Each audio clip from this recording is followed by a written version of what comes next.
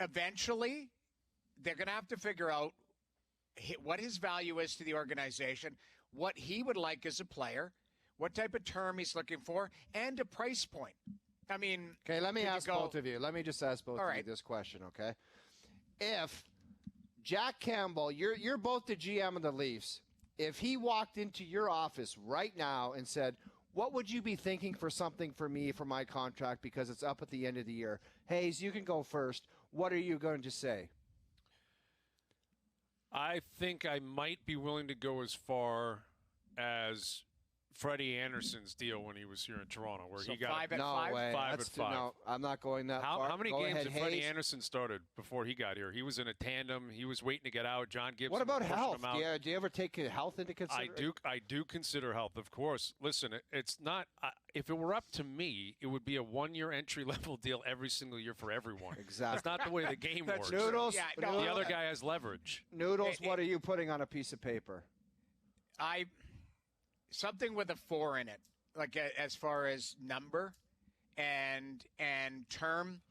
I'd be comfortable at 4 years, 4 or 5 years, just based on Jack's age and all of that. But all I'm saying is that let's take a look at the goaltenders that have signed recently. And you know what? We can bring Johnny into this because Johnny's great with numbers. So, and he's been predicting contracts and all that this summer and done a really good job on that. What are we calling him? Mystic Mike? Mystic Mike, he picks winners. Yeah, this guy, I think he picked that game to go to overtime at big plus money last night. I thought I read that on Twitter last night. But, quickly, for example, Robin Leonard got 5 years at $5 million a year. Now, Leonard was more established, had more games underneath his belt, all of that type of stuff. Played in a tandem with the Islanders, pushed through, became kind of a starter or a 1A later in his career, like we're seeing with Jack Campbell. Mm-hmm. That's the top for me. That's the top. That's and fine. Leonard is longer. So if it's a shorter term, to me it might have something with a 4. Is MJ? Bring MJ in. Okay, here's Mike Johnson, a TSN hockey analyst, joining us on the Maple Toyota Hotline. Go ahead, ask him. Johnny, is a 2-year deal offensive? With this sample size, if this guy is a starter for Jack Campbell? Yeah. I mean, you can try, and if he loves Toronto so much, then maybe you can take advantage of that. But just think about if you're Jack Campbell, and you've waited to, your mid-20s to kind of get established after being a first-round pick. You've got a great spot. But Mike, awesome. some would say there's a reason that, the guy that was makes it, and then a couple years later he fizzles out, and then there's always somebody in the game that says there was a reason for all that talk the first 10 years. Absolutely. But I'm just saying he's going to go into this summer, whenever he negotiates this deal, let's say it's after this year, and he's going to have, easily top 10 stats for the last 2 years for goaltenders. He's not taking a 2-year deal. Not unless he loves Toronto like Jason Spezza loves Toronto, right? Why would he do that? He's never had this kind of security, even if he loves Toronto. Your point is valid. He hasn't played a ton to say, I need 4, 5, 6 years. I get it. But someone who needs a goaltender would be willing to give him more than 2 years for sure. I'm with Noodles. I'm kind of thinking about it, chewing on it. 4 years, $18 million, 4.5 per year. Something in that range would be, I think, amenable. He might be able to squeeze out a couple more dollars on the open market. What about timing, Johnny? What about timing? Don't you want to see him play this year? I don't believe there's any rush to get this deal done. Nope, I'm with you. There's some guys where you got to go early. The longer you wait, the more likely it's not going to work out. No kidding. Or that's I'm going to no cost rush. you more. I want to see more. Yeah, I'm with you 100%. Wait a little bit longer. And I think there is, and maybe that is the part of it where his affinity for the Leafs can work to your advantage, because even if he gets to the end of the year, he might not be chasing, I got to get somewhere else because, these guys don't value me. It's worked out so well from here. Maybe, that part won't bother him. I for sure wait for him to play, stay healthy, be good. What happens in the playoffs, all those different things. But then that becomes an issue. So let's say he gets $4.5 million for a few years. You don't want $8.5 million in goaltenders. That's not the way Toronto is currently constructed, which means they got to get rid of somebody. And I don't know if they can get rid of Peter Mrazek and what he makes as a backup. We're getting ahead of ourselves, but that's the problem when you gave Mrazek the term. You don't want a $4 million backup for 2 more years when your starter is now making 4 or 5 himself.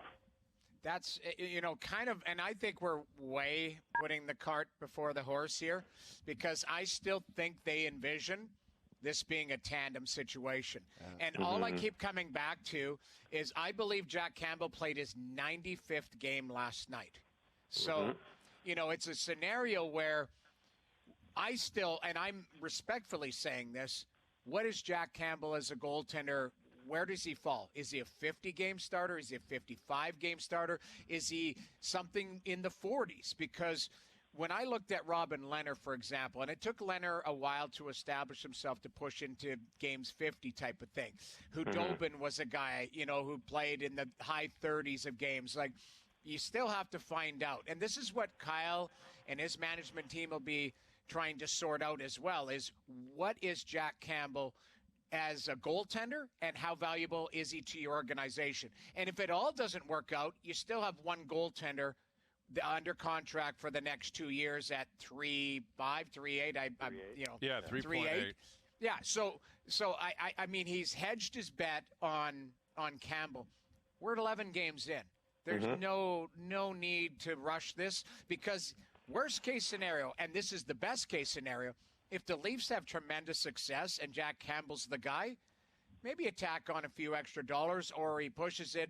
But I'd much rather pay on the back end of success in this scenario instead of on the front end and going, okay, this group didn't get it done to this extent, and now I'm tied into another long-term deal. So I think you've got plenty of time to sort this out. It's unfortunate for the player, because I think Jack Campbell's a guy who would like term, probably hasn't had that in his career, that type of, what do you call it?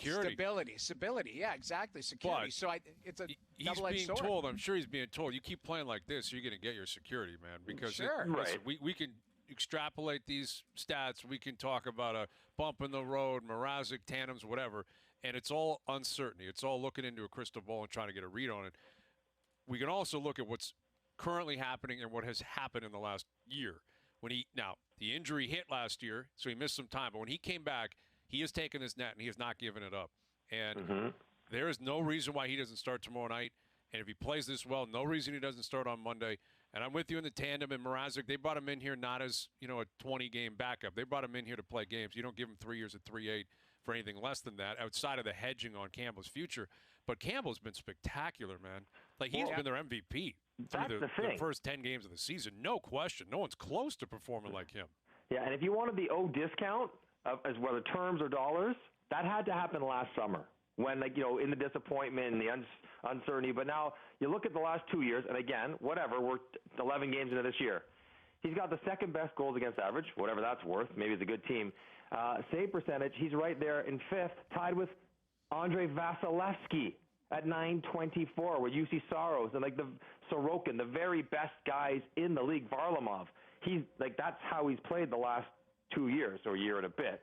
So, yeah, because you're this far down the road, there is no rush. Patience, you'll see how it all plays out, and for all the variables we just talked about. But if it keeps going this way, I mean, I think 2 years would be a pipe dream, and so would anything less than 4.25, 4.5.